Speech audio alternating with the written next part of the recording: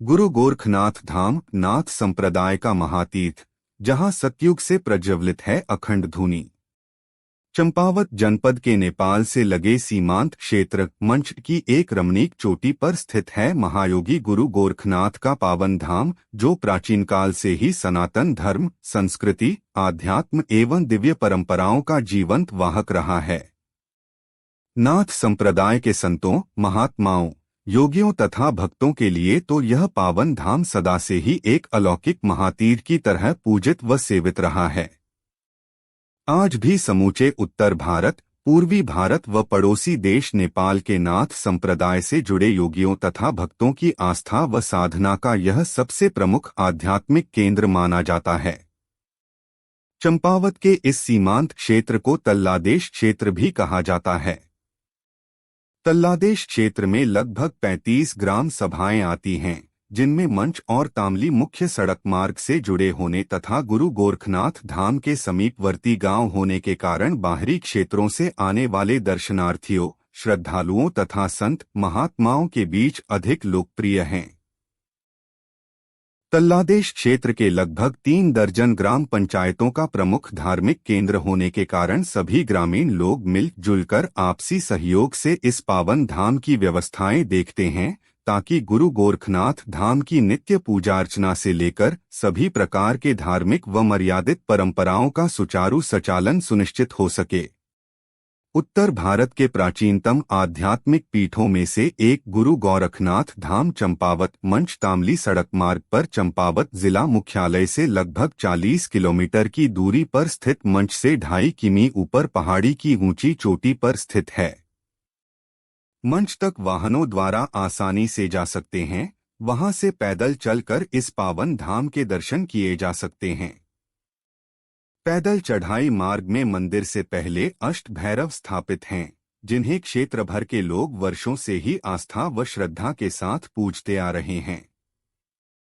अष्ट भैरवों को कुछ लोग क्षेत्र के रक्षक मानते हैं, तो कुछ महायोगी गुरु गोरखनाथ धाम के प्रहरी के रूप में उनकी पूजा उपासना करते हैं। गुरु गोरखनाथ दी धूनी नाम से लोक प्रसिद्ध इस पौराणिक आध्यात्मिक पीठ में प्रवेश करते ही सर्वप्रथम दक्षिण दिशा में हनुमान जी का एक छोटा मंदिर पड़ता है, जिसमें बजरंगबली की सुंदर मूर्ति प्रतिष्ठापित है। यहीं से कुछ कदम आगे चलकर मुख्य मंदिर परिसर का प्रवेश द्वार है। प्रवेश द्वार के ठीक सामने नाथ संप्रदाय के एक महान संत की मूर्ति स्थापित है। बगल में निर्मित छोटे द्वार से 4-5 सीढ़ी चढ़कर सुंदर प्रांगण के सामने अखंड प्रज्वलित धूनी अर्थात मुख्य आध्यात्मिक पीठ का द्वार दिखाई देता है, जबकि प्रांगण के बाईं तरफ प्राचीन वास्तु में निर्मित पत्थरों की छत वाली आकर्षक धर्मशाला है। इसमें अलग अलग कई साधना कक्ष व आवास कक्ष बने हुए हैं। महायोगी गुरु गोरखनाथ जी की अखंड प्रज्वलित धूनी एक गुफानुमा कक्ष के भीतर स्थित है, जहां पीठ के मुख्य संचालक योगी सदैव मौन साधना में देखे जाते हैं। अखंड धूनी के दर्शन हेतु बाहर रखे गए पीले रंग के कपड़े से सिर ढक कर ही प्रवेश की अनुमति होती है। दर्शन पूजन के पश्चात पीठ गद्दी पर आसीन नाथ योगी द्वारा धूनी की पवित्र राख पुड़िया में प्रसाद स्वरूप प्रदान की जाती है। कहा जाता है कि सतयुग से प्रज्वलित पावन धूनी के दर्शन से आगंतुकों तथा भक्तों को परम शांति व परम आनंद की अनुभूति होती है और उनके दैहिक, दैविक, भौतिक यानी तीनों प्रकार के ताप शांत हो जाते हैं। अखंड धूनी में बांज के वृक्षों की लकड़ियां स्वच्छ जल से धोने के बाद ही जलाई जाती हैं। यहां स्थापित मर्यादा के विरुद्ध किसी को भी कुछ भी करने की अनुमति नहीं होती है। मौन रहकर ही धूनी के दर्शन पूजन की परंपरा है। वर्तमान में इस गोरक्षधाम में सेवारत व साधनारत योगी जसवंत नाथ जी महाराज बताते हैं कि महाशिवरात्रि, नवरात्रि, मकर संक्रांति व गुरु पूर्णिमा जैसे अन्य पर्वों के अवसर पर यदि निःसंतान दंपत्ति रात्रि जागरण कर पूजा उपासना करते हैं तो अवश्य ही दंपत्ति को संतान सुख की प्राप्ति होती है, जबकि ध्यान साधना करने वाले भक्तों को महायोगी गुरु गोरखनाथ जी स्वप्न में मनोवांछित वर प्रदान करते हैं। नाथ संप्रदाय के इस विश्व प्रसिद्ध आध्यात्मिक पीठ को लेकर अनेक पौराणिक कथाएं व लोक गाथाएं प्रचलित हैं। एक पौराणिक कथा के अनुसार सतयुग में गुरु गोरखनाथ अपने नाथ संप्रदाय के कुछ सतों के साथ नेपाल से भ्रमण करते हुए कूर्मांचल की इस वनाच्छादित मनोहारी पर्वत चोटी पर पहुंचे थे। यहाँ की दिव्य शांति व रमणीक भूमि को देखकर उन्होंने यहीं अपनी धूनी रमा दी। कहा जाता है कि तब धूनी का मुख्य स्थान पर्वत शिखर से थोड़ा नीचे था। कालांतर में धूनी को वर्तमान स्थान पर प्रतिष्ठापित किया गया। कुमाऊं के लोक देवता एडी को गुरु गोरखनाथ जी का ही शिष्य माना जाता है। गोवंशीय पशुओं के रक्षक के रूप में भी पूजे जाने वाले महायोगी गुरु गोरखनाथ के परम शिष्य एडी देवता भी महान गौ प्रेमी और गोवंशीय पशुओं की रक्षा करने वाले देवता माने गए हैं। इसीलिए क्षेत्रवासी जो कुछ भी फल, सब्जी, अन्न, दूध आदि का उत्पादन करते हैं, सर्वप्रथम इसी गोरख धाम में चढ़ाते हैं। कहा जाता है कि गुरु गोरखनाथ स्वयं एक संरक्षक के रूप में कृषि, फल उत्पाद से लेकर दुधारू पशुओं तथा जन सामान्य की हर प्रकार से रक्षा करते हैं। पुराणों में वर्णित एक अन्य कथा के अनुसार नेपाल स्थित नाथ संप्रदाय के प्राचीन मठ में गुरु मत्स्येंद्रनाथ, मद्देंद्रनाथ साधना करते थे। एक बार उनके मन में एक ऐसे पुत्र की इच्छा हुई जो सदैव चिरंजीवी रहकर धर्म व मर्यादा का पालन करते हुए सदाचारी भक्तों की रक्षा में हर क्षण तत्पर रहे। शिव कृपा से उनको बैसाख पूर्णिमा तिथि को मंगलवार के दिन गोरक्ष के रूप एक तेजस्वी मानस पुत्र की प्राप्ति हुई। पुत्र का नाम गोरक्षनाथ पड़ा। योगी नरहरिनाथ से शिक्षा दीक्षा प्राप्त कर कालांतर में वही तेजस्वी बालक गोरक्षनाथ महायोगी गुरु गोरखनाथ के नाम से प्रसिद्ध हुए। कथा के अनुसार एक बार हिमालयी क्षेत्रों के भ्रमण के दौरान गुरु गोरखनाथ हिमाचल कांगड़ा स्थित मौज्वाला देवी शक्तिपीठ के समीप पहुंच गए। यहाँ चरण पड़ते ही मां ज्वाला देवी ने उनको भोजन ग्रहण करने का आमंत्रण दिया। गुरु गोरखनाथ ने भोजन करने के लिए असहमति जताते हुए माता से आगे बढ़ने की अनुमति चाही, परंतु मां ज्वाला देवी के बार बार आग्रह करने पर भोजन का निमंत्रण तो स्वीकार कर लिया, लेकिन इस शर्त के साथ कि शुद्ध वैष्णव भोजन के लिए वह स्वयं भिक्षा मांगकर लाएंगे, तब मां पानी उबाले।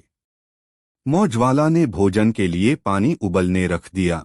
भिक्षाटन से लौटकर मां ने उबलते पानी में चावल, उड़द, लवण आदि डाले। तभी उबलते पात्र में गुरु गोरखनाथ ने थोड़ी विभूति डाल दी, जिससे उबलता हुआ पानी भी शीतल हो गया। तभी से वह जलपात्र गोरख डिब्बी कहा जाने लगा। सदियों से नाथ संप्रदाय के संत गोरख डिब्बी के दर्शनार्थ और खिचड़ी का प्रसाद ग्रहण करने हेतु आते रहे हैं। यहाँ खिचड़ी के उबलते पानी को धूप ज्योति दिखाते ही ज्वाला की लपटें उठती हैं, परंतु हाथ से स्पर्श करने पर एकदम शीतलता का अनुभव कराती हैं। आज भी ज्वाला देवी समेत अन्य सभी आध्यात्मिक पीठों में भोग व प्रसाद हेतु गोरख डिब्बी में शुद्ध वैष्णव खिचड़ी बनती है। माना जाता है कि पर्व, उत्सव, संक्रांति आदि अवसरों पर खिचड़ी का प्रसाद ग्रहण करने से आरोग्य वृद्धि होती है। ज्योतिषीय अवधारणा के अनुसार खिचड़ी के मुख्य तत्व चावल व जल चंद्रमा की शीतलता से प्रभावित होते हैं। उड़द का संबंध शनिदेव की कृपा से है। हल्दी बृहस्पति अथवा गुरु ग्रह के रूप में ओज का प्रतीक है और घी सूर्यदेव के तेज का प्रतीक माना जाता है। घी से मंगल ग्रह तथा शुक्र ग्रह की कृपा भी प्राप्त होती है। इसलिए आरोग्य प्राप्ति हेतु विशेष रूप से मकर संक्रांति पर खिचड़ी का प्रसाद ग्रहण करने की परंपरा स्थापित हुई थी।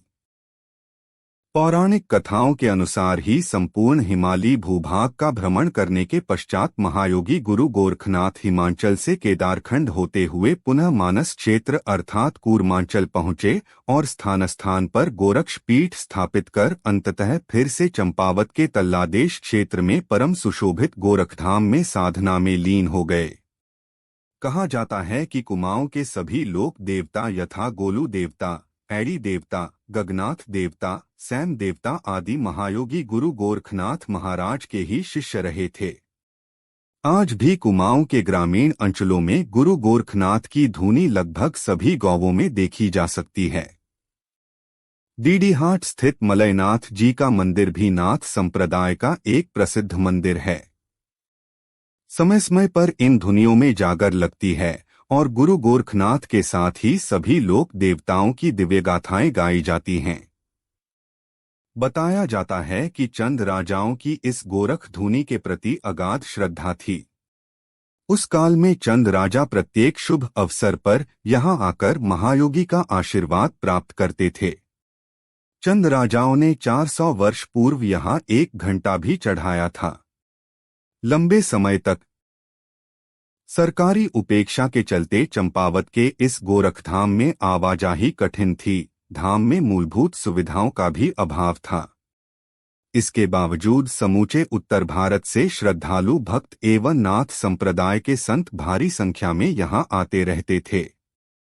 हाल के वर्षों में राज्य सरकार द्वारा इस प्राचीन धर्म स्थल के सौंदर्यीकरण की दिशा में कुछ सार्थक प्रयास किए गए हैं। इसके तहत लगभग 3 करोड़ की लागत से यहां सौंदर्यीकरण का कार्य प्रगति पर है। मुख्य सड़क से धाम तक 2 किलोमीटर सीसी मार्ग का निर्माण चल रहा है। सड़क से धाम तक 3 भव्य द्वार बनाए जाने, मंदिर परिसर में ग्रेनाइट पत्थर बिछाया जा रहा है और बिजली, पानी आदि की व्यवस्था सुनिश्चित करने के लिए हर संभव प्रयास चल रहे हैं। तीर्थाटन की दृष्टि से काफी महत्वपूर्ण इस पावन धाम के विकास के लिए और भी बहुत से कार्य किए जाने की आवश्यकता है। राज्य के मुख्यमंत्री का चुनाव क्षेत्र होने के कारण धाम से जुड़े भक्तों व क्षेत्रवासियों को उसे काफी उम्मीदें हैं। इस गोरख धाम में महाशिवरात्रि, दोनों नवरात्रि, मकर संक्रांति व गुरु पूर्णिमा के अलावा सभी महत्वपूर्ण हिंदू पर्वों पर बड़ी संख्या में भक्तगण यहां पहुंचते हैं।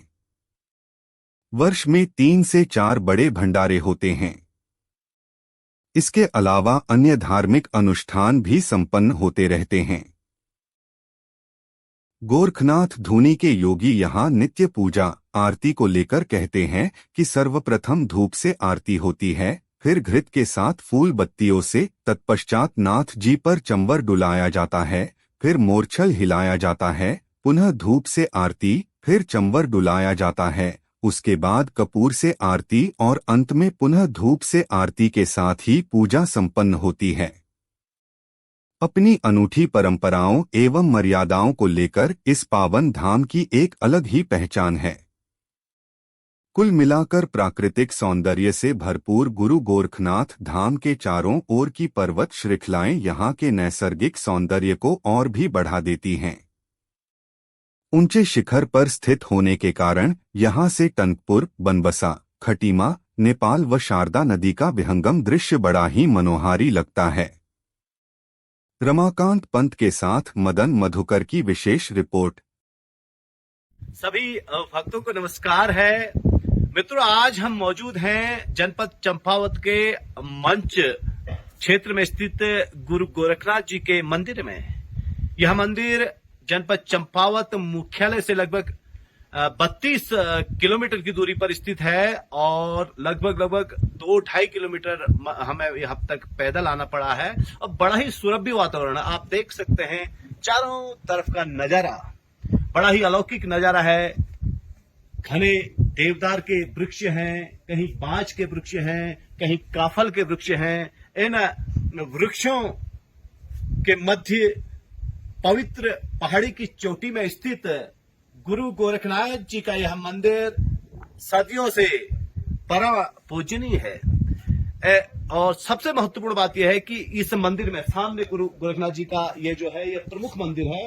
इस मंदिर में सतयुग से लेकर के अब तक एक अखंड धुनी चलती आ रही है, जिसके दर्शनों के लिए भक्तजन यहाँ पर पहुंचते हैं, भक्तजन यहाँ पर दर्शन करते हैं और मनौती मांगते हैं। और ऐसी भी मान्यता है, यदि निसंतान दंपति यहाँ पर पहुंच करके श्रद्धा व भावना के साथ यदि गोरखनाथ जी की आराधना करे तो निश्चित ही संतान की प्राप्ति होती है। और चंद राजाओं की भी गुरु गोरखनाथ जी के प्रति अपार श्रद्धा थी। मैं आपको दिखाना चाहूंगा कि यहाँ जो है पौराणिकता के कई प्रतीक चिन्ह हैं, जैसे पुराने त्रिशूल हैं, समाधियां हैं और पुरातन घंटियां। मैं आपको ले चलता हूं।